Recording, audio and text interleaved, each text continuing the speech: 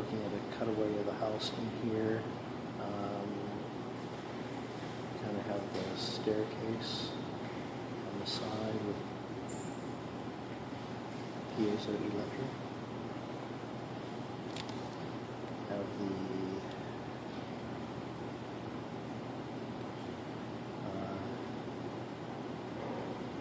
water line generator,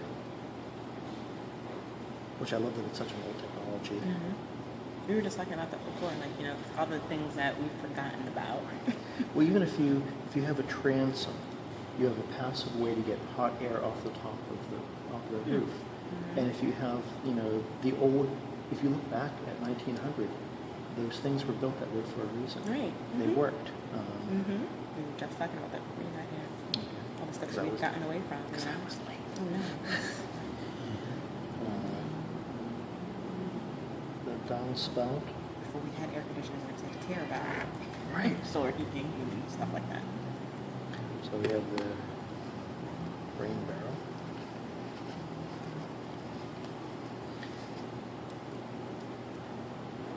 We have the rainwater generator, which I don't think it'll be at first.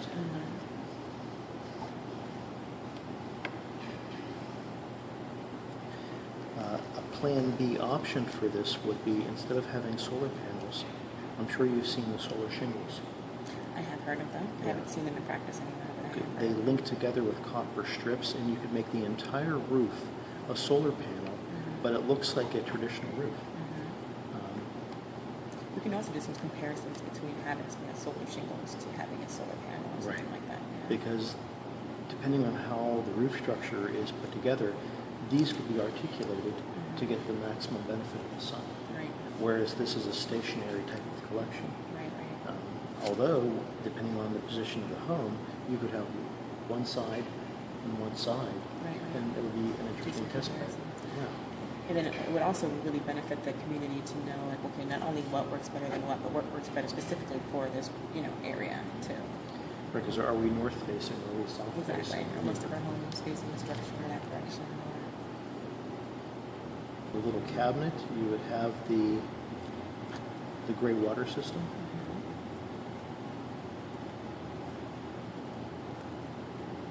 It would reduce the water even further. On the sidewalk out front,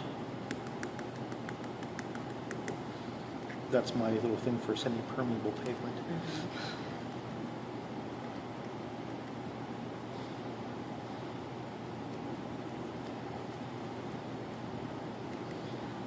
The other thoughts that had come to mind, we had talked about having trees out front to give you some passive cooling. Some shingle. Right. I hate my tree, but I have to say this summer it's been working overtime. And the non-physical part of this could also be a transportation credit if you were located near a bus line. Of course, some of these houses are. Yes.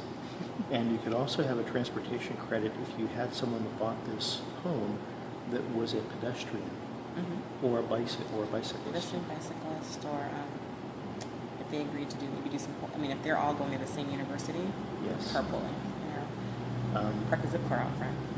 That's a perfect option. If there is going to be the green space next door, the other option is thinking about the other partnerships like GTech, where you could then produce food in the garden, Right.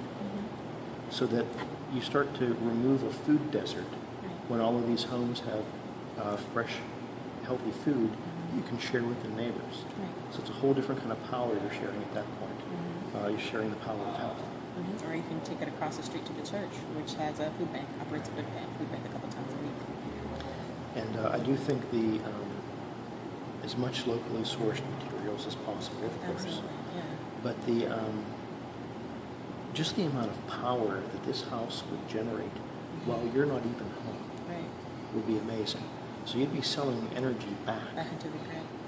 And we had discussed about an idea that this would be a mini grid, because potentially the first level would be the house next door that is the baseline, so that you can get your incandescent light bulbs, no insulation, you get all your readings. Well, I wouldn't say no insulation. I would say do it to, what Rock the wool. typical person would, what the average Joe would have. Because you don't want to make it so low that it's unrealistic that a house would, be that, True. that off. But we had But lost kind of one. an as-is thing. Yeah, right? that would be a more accurate term. Yeah. Yeah. But we threw out the idea of the homes on either side. You could do an energy assessment on a few homes down the street. And if you could run cables or water lines from this house, you have a mini grid where you're building community not by just sharing, your greens and your carrots and everything. You can share a solar system. Your excess energy. Yeah. Yes. So not everybody needs like a solar panel on their roof, and maybe every other or every third. And that's how you start to reduce the community deployment cost by the homes that are augmented by all of these different silos of grants that don't talk to each other. You have a kit. And if you did this every other block or every block, you would be able to help the families on either side. Right. And it would, yeah. It's like literally like having a battery placed here that helps to charge some of the Right. pieces. Yeah. So, Terry, can you give me the rundown again on the, was it 6 The power forms generation. of generation? Well, the last one just came in for number 6 was the reminder of the solar film. Some companies now have a film on the windows that is basically a solar panel. You'd have water entering the home, generating power by use of the old technology of a water wheel. You'd have the solar panels on the roof of either fixed panels or shingles that are generating solar energy. You'd have wind generation of power. You'd have the piezoelectric stair treads so that anytime pressure was applied, you're generating current. And then also having a rainwater generator, which would be the first ever concept, where the similar generator to the water line would be taking advantage of gravity. So not only are you saving water from getting into the sewer system, you have good, clean, fresh water to use for your garden and your plants, but you're generating power from it. Okay. And then this one too. And that's actually true. The solar water preheater, it's not a water heater, but it raises the temperature of the water you're feeding to the water heater or the boiler. So let's say your incoming water temperature on a cold day was 35 degrees.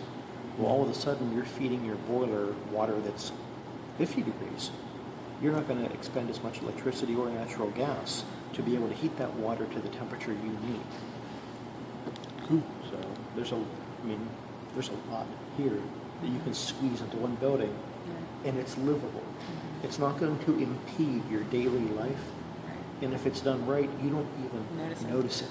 Right? It is just there, and that's kind of the way it should be. It should be in the background.